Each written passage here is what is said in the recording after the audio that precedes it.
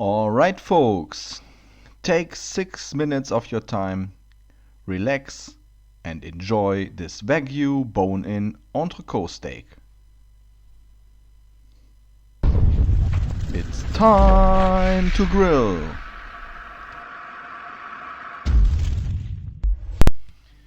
So today it's not about a fancy recipe, it's about a great piece of meat. So this is a New Zealand Wagyu bone-in entrecote steak, and there are so many versions of cutting your steak. There might be a question for the non-German or not French viewers. What is entrecote? Entrecote is basically more or less the same than a ribeye steak. If you take research on that in the internet, you will find many people who say that entrecote and ribeye is something different in the past, but all in all today it's more or less the same. Most people mean the same when they talk about entrecote or ribeye steak. So that's it. It's bone-in, 2 fingers thick. Really nice marbling here. The fat looks awesome, and that's basically the main thing you will find at Wagyu beef. So this one is from my favorite online butchery, gourmetfleisch.de. I will put a link in the video description. You can check it out. Prices, sizes, weight, and all the things you want. So a lot of people ask me what I prefer, salting before or after grilling. That's pretty easy. I prefer salting before and after the grilling. So this is kosher sea salt. We're gonna put a huge amount of that on both sides, but it doesn't matter. It really adds a nice crust, and all the salt that should not be there will fall apart while grilling or just while we are recording this part of the video. As you can see, it looks really nice right now. So we're going to take this one, we're going to throw this on our broiling imperial gas grill. So we have preheated the broiling with the 3 left burners completely with full power on the highest direct heat you can have. We have preheated this for 20 minutes, and then we throw on the steak, and then we keep grilling 3.5 minutes, then 90 degrees turn, then a flip to the other side. All in all, total time is 12 minutes of direct heat.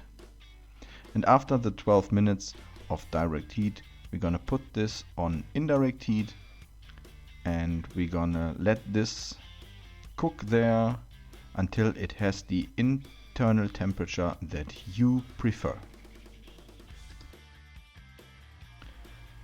After having grilled this from both sides, make sure to sear the other parts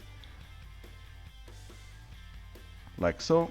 Make sure not to burn this. That's the part where the fat is. Your fat drippings will result some flames. We don't want to burn the steak. So that's the result right now. We're going to close the lid and let this cook until it has the internal temperature that you like. So speaking from a video creator's point of view, there's no way of cooking the steak that everyone likes it. So if it's too rare, a lot of people complain that it's too rare. If it's not rare, a lot of people complain that it's overcooked. So make sure to grill this till the moment that you prefer, and that's the best steak you can have. I am headed for 53 degrees Celsius internal temperature today, and here is the result.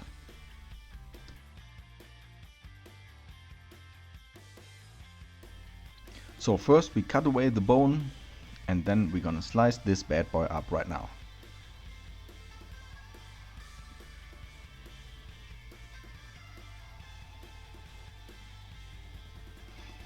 So as you can see here, it's completely pink on the inside. It's a little bit darker when it comes to the part where the bone was, and that's exactly what we were looking for today.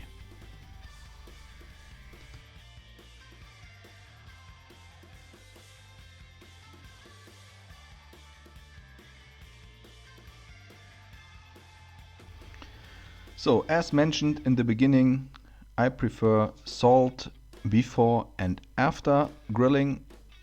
What we have now, we have a crust that is a little bit salty, but we have a huge amount of meat in the inside that needs salt and pepper, if you ask me.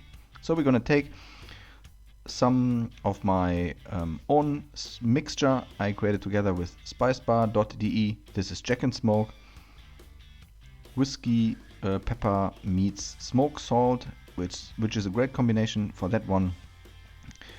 And I'm gonna give this a shot right now. Please hit that like button and comment if you have something to comment. What was your last best steak you had? Let me know. If you haven't subscribed to 0815 Barbecue, you can do it now by clicking on the left, on the logo on the left side of the screen. You won't miss any other videos. We're seeing us again in the upcoming days. Thanks for watching. I'm out. See you.